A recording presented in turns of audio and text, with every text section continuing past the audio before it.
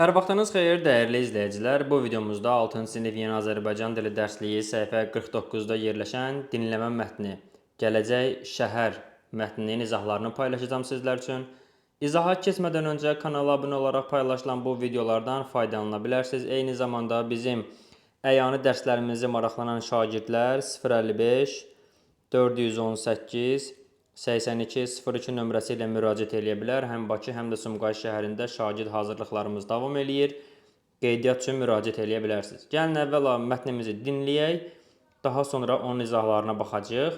Videonun açıqlama hissəsinə, rəyində daha doğrusu, gələcək şəhər dinləmə mətnini yazılı formasında paylaşacağım. Oradan da rahat əldə edə bilərsiniz. Keçək mətnimizi dinləməyə.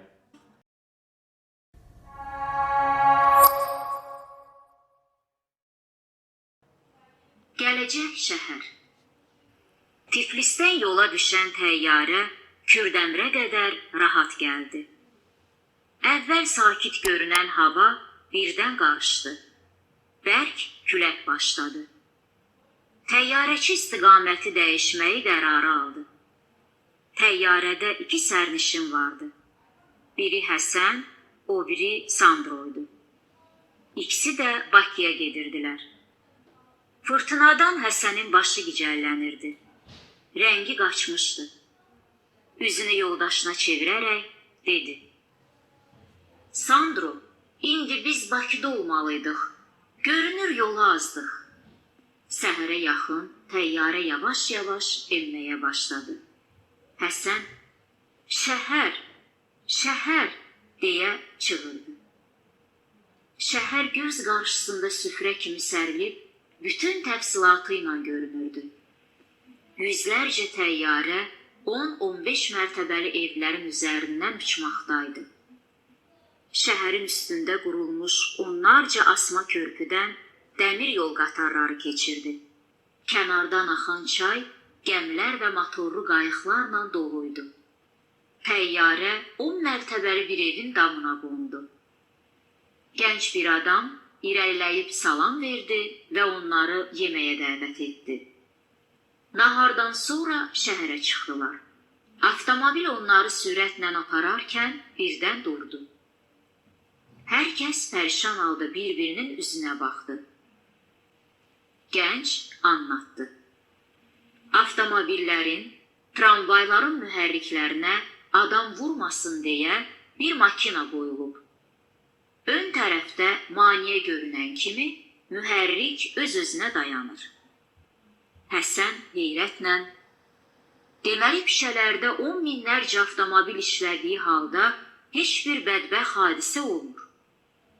Onların gözləri birdən göyə sataşdı. Göydə iri hərflərlə "Yağış yağacaq" sözləri yazıldı. Hər kəs daldalanmağa çalışdı.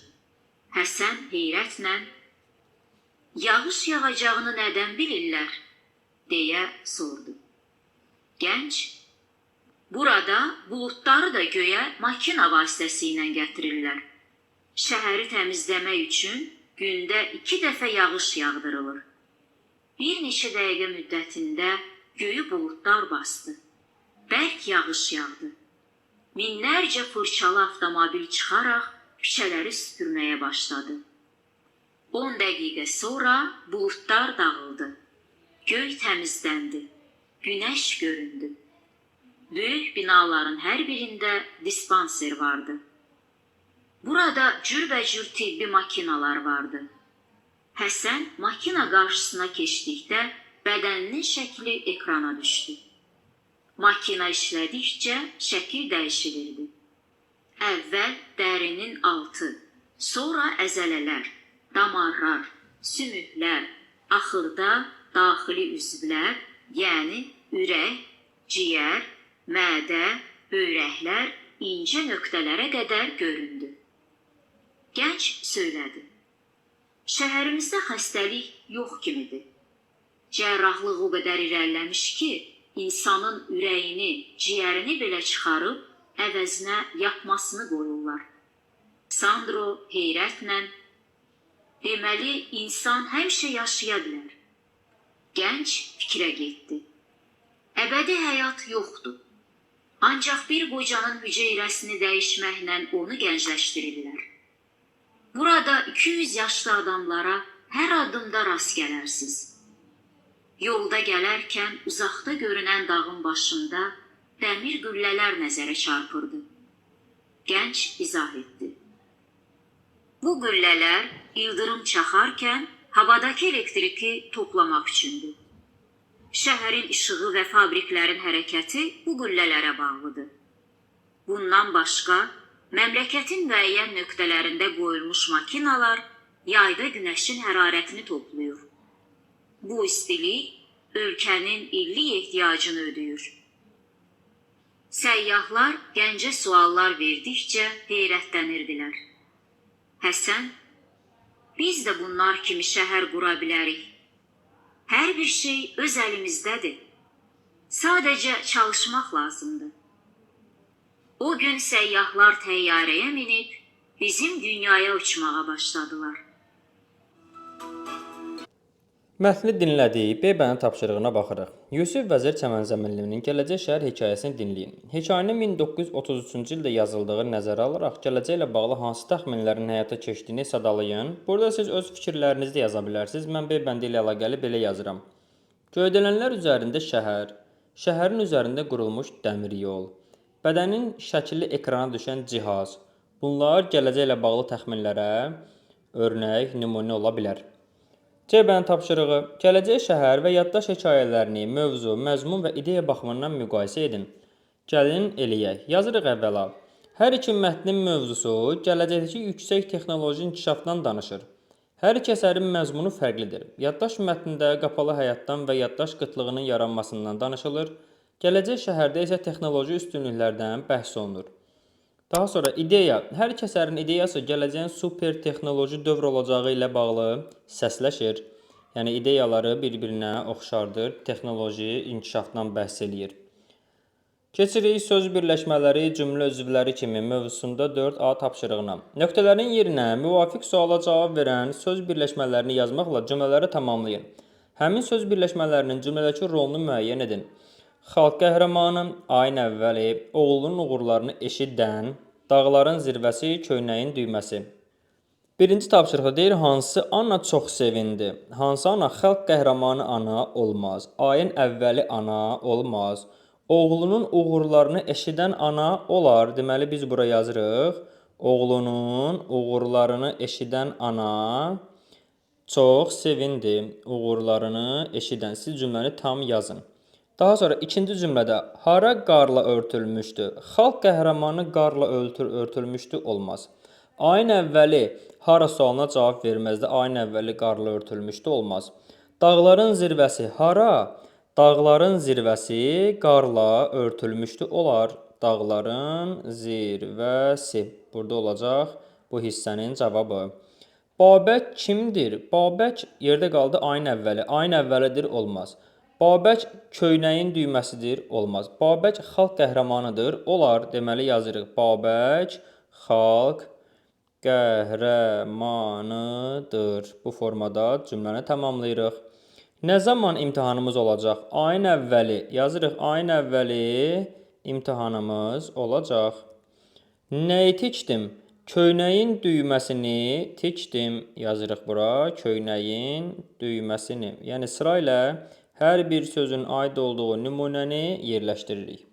Yadda saxla rubrikasında nə istəyir? Söz birləşmələri, o cümlədən frazeoloji birləşmələr cümlə üzvü rolunda çıxış edir. Bir çox söz birləşmələri bütövlükdə cümlənin bir üzvü olur. Hamı divardan asılmış xəritəyə baxırdı. Uşaqlar nağıla diqqətlə qulaq asırdılar. Bəli, bu doğru izahlardır. Bunu özünüz oxuyun. B bəndi tapşırığında deyir ki, cümlələrəki söz birləşmələrini seçin. Hansı cümlə üzvü olduğunu müəyyənləşdirin. Tut ağacı həyətə kölgə salırdı. Nə? Tut ağacı. Burada söz birləşməsidir və cümlə üzvü mübtədadır. Yazırıq mübtəda. Söz birləşməsi tut ağacı, cümlə üzvü mübtəda. Alma şirəsini soyuducuya qoydum. Nəyi? Alma şirəsini. Bu söz birləşməsidir və cümlə üzvü kimi tamamlıqdır. Söz birləşməsinin yerində yazacaqsınız alma şirəsini, cümlə üzvünün yerində yazırsınız tamamlıq. Evimizin qabağında park var. Harada? Evimizin qabağında. Bu da yer zərfliyidir. Yazırıq qarşısında zərflik cümlə üzvü kimi söz birləşməsi evimizin qabağında.